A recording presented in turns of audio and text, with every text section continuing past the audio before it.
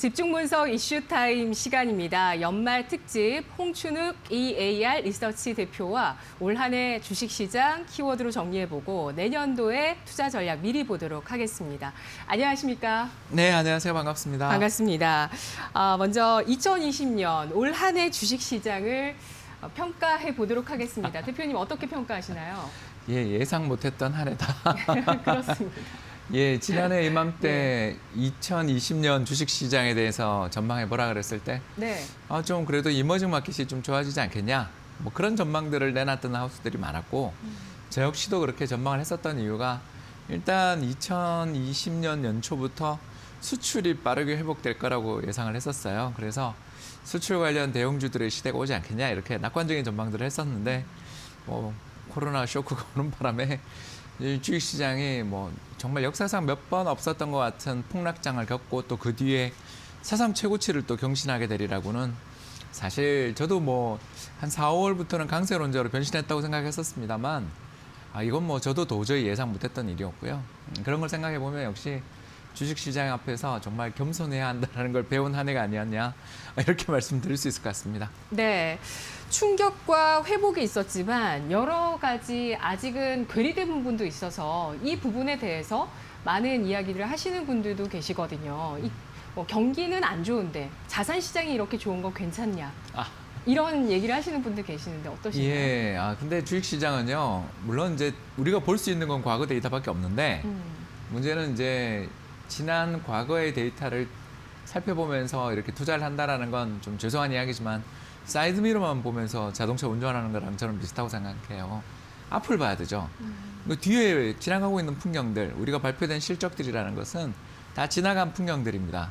물론 지나간 풍경이 중요하지 않은 건 아니지만 적어도 차량을 운전함에 있어서 전방 주식만큼 중요한 게 없잖아요. 마찬가지로 주식시장에 있어서 투자를 함에 있어서 제일 중요한 것은 우리 현재 지금 발표되고 있는 여러 경제지표라든가 또는 여러 뉴스들이 미래에 대해서 주는 신호들을 우리가 계속 관찰해야 되는데 그런 면에서 놓고 볼 때 최근 미국의 예를 들어서 재정정책이 합의된 거라든가 더 나아가서 미국의 노동시장의 여러 여건들 개선된 것, 특히 유럽이 과거와 달리 2010년 때만 하더라도 재정위기 막 걱정했잖아요. 그런 것과 달리 최근 들어서서 전 세계 각국들이 다 공조가 이루어지고 있다는 측면에서 놓고 본다면 우리는 결국 수출로 먹고 사는 나라. 그러니까 어떻게 수출이 잘 되느냐, 앞으로 수출 전망이 어떠냐, 이게 굉장히 중요한 나라라는 것을 생각해 볼 때 최근 우리나라 수출 시장의 전망에 여러 가지 도움을 주는 변수들이 긍정적인 방향으로 앞에서 저 멀리 어떻게 본다면 넓은 들이 펼쳐지는 어떻게 보면 좀 이제 시장이 시야가 뜨이는 깨끗해지는 그런 모습들을 우리가 앞에 보고 있다는 점을 생각하면 일단 저는 지금까지 발표된 실적이라든가 현재까지의 이익 추정치만 갖고 시장이 지금 너무 고평가다, 너무 버블이다 이렇게 이야기하는 것보다는 향후에 이익 모멘텀들이 개선될 가능성이 있는지 없는지를 지금 점검하는 태도가 필요하지 않을까 생각됩니다. 네, 정말 올 한 해는 코로나라는 새로운 바이러스를 통해서 또 새로운 국면을 맞이하고 있는 시장입니다. 올 한 해 키워드 저희가 세 가지로 한번 정리를 해봤는데요. 2020년 탑3의 키워드, 첫 번째 코로나19 백신 치료제, 두 번째는 제로금리와 달러 약세, 세 번째는 큰 정부의 시대 이렇게 정리를 해봤습니다. 지금 백신 랠리를 보여주고 있는 주식시장이고요. 나머지 두 가지 키워드 살펴볼 텐데요. 제로금리와 큰 정부, 과연 주식시장에 미치는 영향력은 어떨까요? 결정적이었다 저는 이렇게 생각합니다. 2008년을 기억해 보신다면 그때 당시만 하더라도 어마어마한 불황이 닥쳤음에도 불구하고 전 세계 중앙은행들의 공조라든가 특히 재정정책 공조들이 그렇게 참 어려웠던 기억이 나지 않으세요? 네, 맞아요. 당장 2008년 참 생각하기도 싫습니다만 리만 사태 벌어지기 직전에 한국은행이 금리 인상했던 그런 시절이었습니다. 한마디로 말해서 전 세계 중앙은행들이 불황에 대해서 어떻게 보면 좀 매뉴얼들이 정립돼 있지 않던, 통일돼 있지 않던 시절이었다면 이번에는 중앙은행들이 금리를 인하하고 양적 완화를 수행한 데 이어서 회사채 시장이라든가 각종 MBS 시장 같은 다양한 채권 시장의 여러 부문에 대해서 적극적인 유동성들을 공급해 줌으로써 시장에서 공포 심리들을 완화시켜 준 것이 저는 시장에서 가장 큰 역할을 했다. 특히 과거 데이터들을 돌이켜 본다면 미국의 신용 가산 금리들이 지난 3월 한 23일 전 정말 그날도 잊을 수 없는데 미 연준이 이렇게 양적 완화의 대상 채권 중에 하나로 회사채를 편입하겠다 이렇게 발표하고 실제로 근데 회사채를 거의 안 산 거 아시죠? 그게 근데 그 조치가 사실 일본에서 먼저 했던 정책이기도 하죠. 그렇죠. 예. 그래서 일본에서는 특히 그 아베노믹스 이제 아베는 물러났지만 아베노믹스의 세 가지 화살 중에 하나가 바로 첫 번째인 공격적인 통화 공급 확대였고요. 그 통화 공급 확대의 목표가 일본에서 정부가 발행한 국채뿐만 아니라 네네. 회사채와 ETF를 샀어요. 네. ETF는 특히 상장지수 펀드니까 결국 주식도 중앙은행이 사준 셈이에요. 그래서 네. 그게 일본의 참 부럽더라고요. ETF 사주는 예, 게. 일본의 대기업들 상당수의 대주주가 이미 일본 중앙은행이 돼버린 시장이 돼버린 거죠. 네네. 이런 여러 가지 포인트들을 우리가 생각을 해본다면 일단 뭐 일본처럼 그렇게 갔다 이것까지는 아닐지 모르지만 네네. 전 세계 중앙은행 특히 미 연준이 적극적으로 회사채를 매입해주면서 그에 따라서 연쇄적으로 금융시장에 공포심리가 진정되고 공포심리가 진정되는 가운데 끝없이 상승하던 달러의 가치가 약세로 돌아서는 그러면서 시장에 자금이 환류 물론 이제 우리나라에 들어온 건 11월에 들어왔습니다만 적어도 4월부터 달러의 강세가 진정된 것들 이런 것들이 연쇄적인 선순환을 불러온 요인이 아니겠냐 이렇게 볼 수 있겠습니다.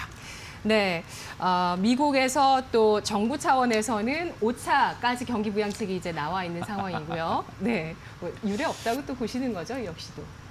예, 먼저 이제 그 금리가 급등해 버리면 큰일 네. 나죠. 그러나 지금 양적 완화를 통해서 전 세계 중앙은행들이 뭐 특히 유럽이라든가 미국 중앙은행은 적극적인 양적 완화를 통해 시장 금리의 상승을 눌러주고 있지 않습니까? 이게 무슨 말이냐면 어떤 투자자가 앞으로 금리가 오를 것 같아 그러고 채권을 마구 팔면 네. 채권을 매도하게 되면 막 패닉이 발생할 수 있잖아요. 그럼 패닉이 발생할 때마다 연준이 양적 완화를 통해서 그 채권을 시장에서 사들여 버리니까 결국 어떻게 보면 시장 금리는 앞으로 상승할 여지는 있다. 저도 동의하는데 네. 그 금리가 상승하더라도 양적 완화가 지속되고 있는 상황에서는 그 금리의 상단이 걷잡을 수 없이 올라가기는 좀 어렵지 않냐 이렇게 볼 수 있는 거죠.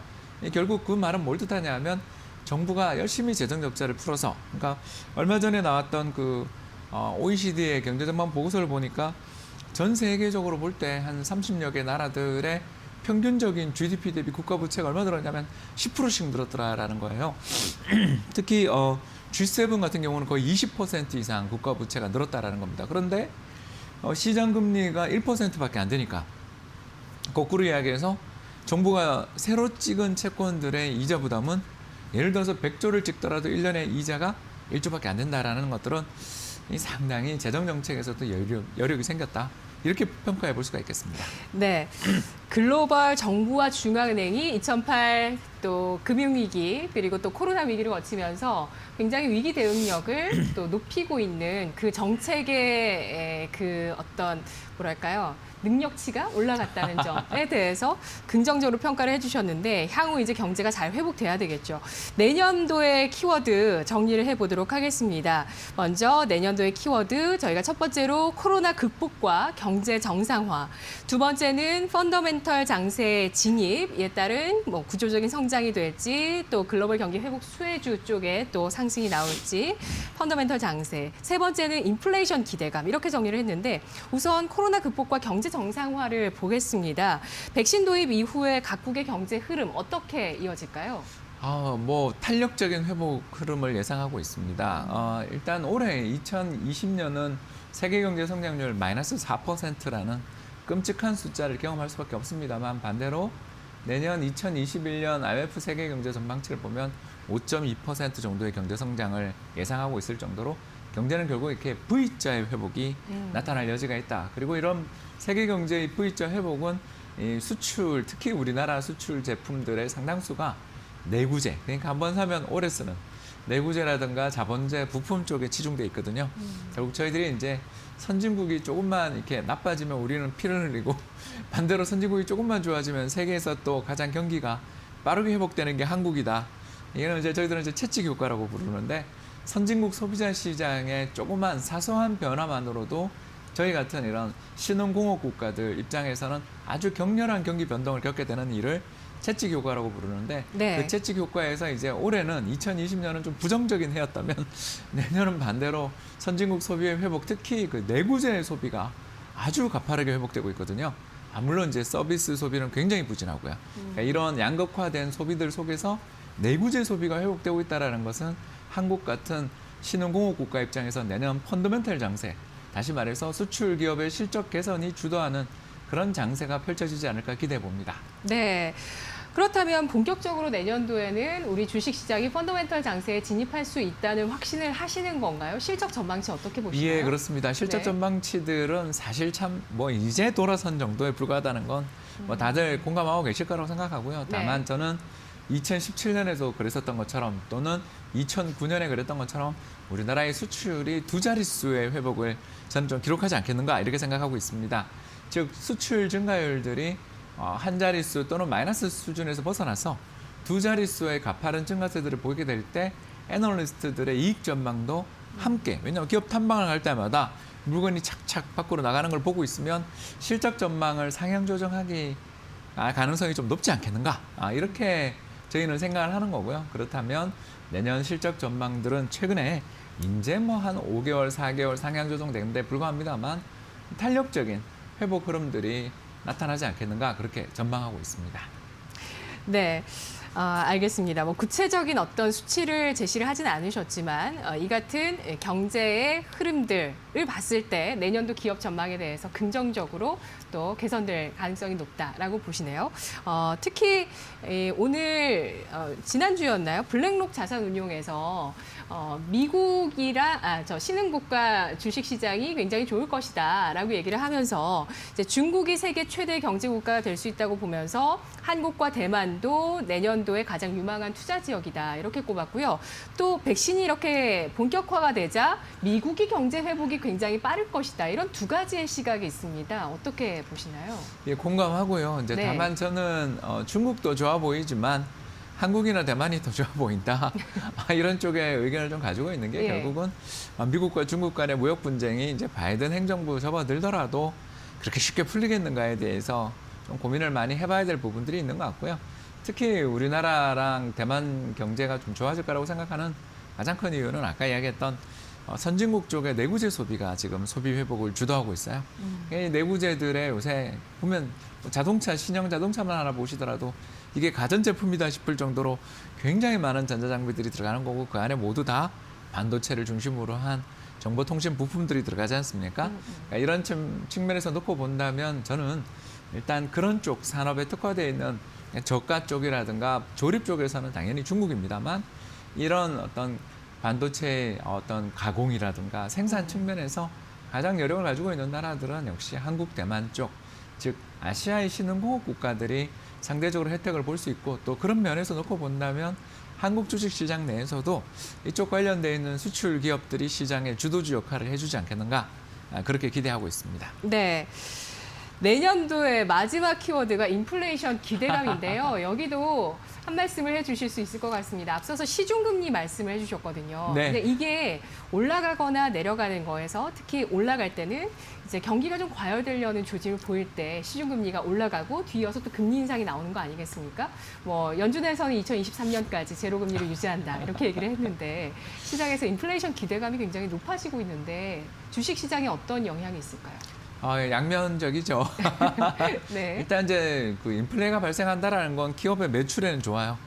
왜 그러냐면 기업의 매출은 결국 단가 곱하기 매출인데, 그 물량인데 물량은 계속 늘어나는 측면이 있더라도 이 단가가 자꾸 떨어지게 되면 매출액이 늘어날 수 없고 매출액이 늘어나지 않는데 기업 실적이 탄력적으로 개선되기는 어려운 여건이니까요. 그러나 저희들이 좀 더 생각해 봐야 될 것은 이와 같이 제품 가격을 인상하기 위해서는 재고가 소진돼 있어야 되는데 재고가 소진돼 있는 업종들은 그렇게 많지 않다. 이렇게 볼 수 있겠고요. 결국 네. 이런 측면에서 놓고 볼 때 원자재를 비롯한 일부 부분에서 쇼티지, 공급 부족 문제들이 나타나고 있는 섹터들이 있는 건 뭐 분명한 사실입니다만 경제 전체로만 놓고 본다면 아직도 공장 가동률 70%에 불과할 정도로 경제 내에 쌓여있는 재고 물량이 많다는 측면에서 강력한 인플레보다는 저는 네. 완만한 인플레 쪽을 전망하고 있습니다.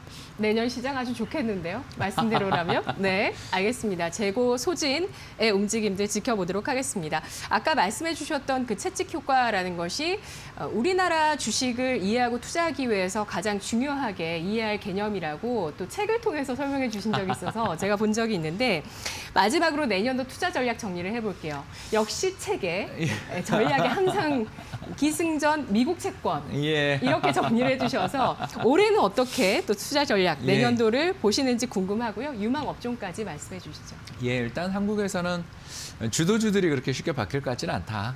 그러니까 성장주 흐름 자체는 좀 유지되지 않겠냐 이렇게 생각을 하고요. 네. 다만 이제 수출이 잘 되고 있기 때문에 중후장대한 장치 산업들, 특히 이제 최근 들어 단가가 좀 올라가고 있는 업종들, 해운이라든가 철강이라든가 이런 업종들까지도 매기는 좀 확산될 여진이 있다. 그러나 시장의 주도주 자체, 즉 바이오와 그리고 전기전자 그리고 배터리라는 한국 경제 내에 지금 수출 회복을 주도하고 있는 업종들은 여전히 좀 시장에서 유망하다 이렇게 판단되고요. 두 번째로 말씀드릴 것은 방금 권영님 잘 이야기해 주신 것처럼 달러가 너무 약하니까 네. 달러 자산에 대해서도 조금 또 이제 관심을 가져보는 게 어떨까 생각합니다. 네. 올해 한 해만 무려 환율이 200원을 올랐다 빠지는 장세였는데 또 이 과정에서 달러의 가치가 상당히 또 박스권이라고 생각한다면 그 하단으로 와 있다는 측면에서 해외 투자도 상당히 유망한 한 해가 되지 않을까 생각됩니다.